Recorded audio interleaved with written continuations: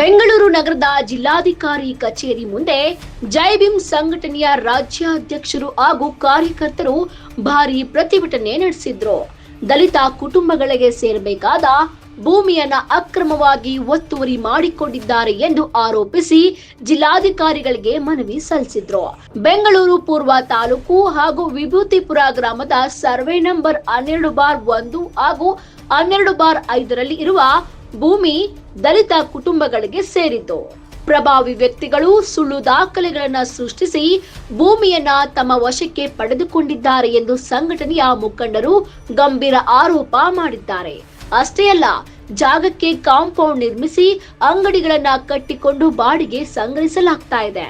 ದಲಿತರಿಗೆ ಸೇರಬೇಕಾದ ಭೂಮಿಯ ಮೇಲೆ ನಡೆಯುತ್ತಿರುವ ಈ ಅನ್ಯಾಯವನ್ನ ಜಿಲ್ಲಾಡಳಿತ ತಕ್ಷಣ ತಡೆಯಬೇಕು ಎಂದು ಪ್ರತಿಭಟನಾಕಾರರು ಒತ್ತಾಯಿಸಿದ್ದಾರೆ.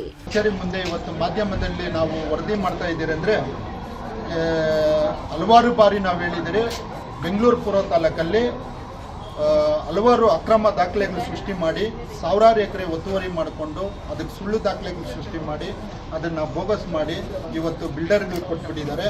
ಅದೇ ರೀತಿ ವಿಭೂತಿಪುರದಲ್ಲಿ ದಲಿತ ಕುಟುಂಬಗಳಿದ್ದಾವೆ.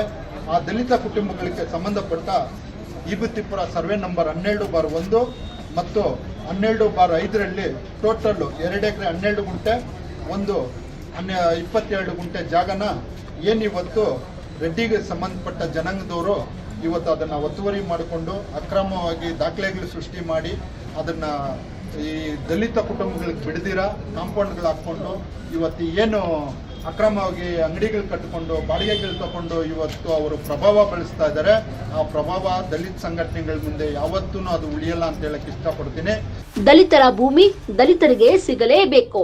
ಯಾವುದೇ ಪ್ರಭಾವ, ಯಾವುದೇ ಒತ್ತಡ ನಮ್ಮ ಹೋರಾಟವನ್ನ ತಡೆಯಲು ಸಾಧ್ಯವಿಲ್ಲ ಎಂದು ಜೈ ಭೀಮ್ ಸಂಘಟನೆಯ ರಾಜ್ಯ ಅಧ್ಯಕ್ಷರು ಎಚ್ಚರಿಕೆ ನೀಡಿದ್ದಾರೆ.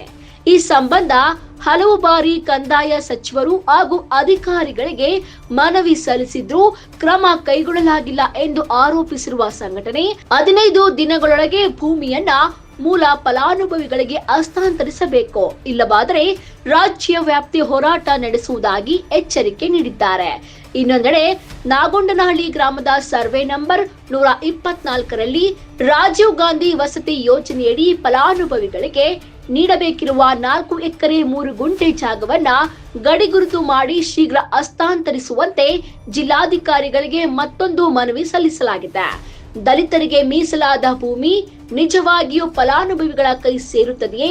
ಅಕ್ರಮ ಒತ್ತುವರಿದಾರರ ವಿರುದ್ಧ ಜಿಲ್ಲಾಡಳಿತ ಯಾವ ಕ್ರಮ ಕೈಗೊಳ್ಳಲಾಗಿದೆ? ಈಗ ಈ ಪ್ರಶ್ನೆಗಳು ಸಾರ್ವಜನಿಕ ವಲಯದಲ್ಲಿ ದೊಡ್ಡ ಚರ್ಚೆಗೆ ಕಾರಣವಾಗಿದೆ.